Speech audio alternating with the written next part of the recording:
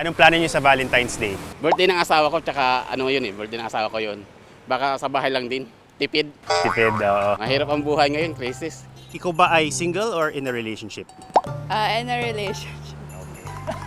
Wala ka namang problem sa Valentine's? You don't think it's commercialized or a scam or whatever? Wala namang ganun? Hindi ko pa naisip. Para sa akin po kasi since first time ko pa magka-relationship, so parang celebration na lang rin po siya ng pagmamahal. Pero bakit plano sa Valentine's? Kami po. Wala. Oo, bakit wala? Wala po.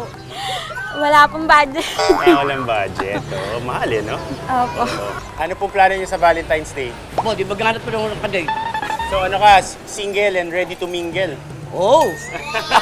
Ganun. Ay, ganun nga po, ganun nga po. Opo. Pero di ba magastos mag-ano ngayon, mag-Valentine's? Ay, hindi naman. Pwede naman? Oh, last year, binibigyan ko na ng ice cream, tsaka Ice cream? ice cream lang, tsaka cake. Oh, pwede na yan. Yung dati kong girlfriend. O ba?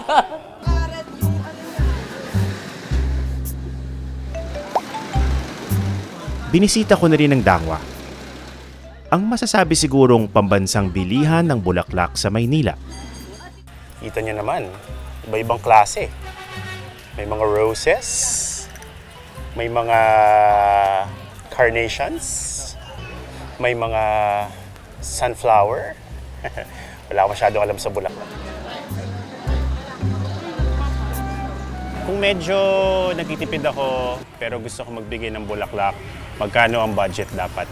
Nasa 1.5. 1.5. Anong mabibili ng 1.5? Roses po. Ilang roses yon? 1 dozen. Eh kung ano ka, kung medyo nagpapakitang gilas ka, gagastos ka talaga.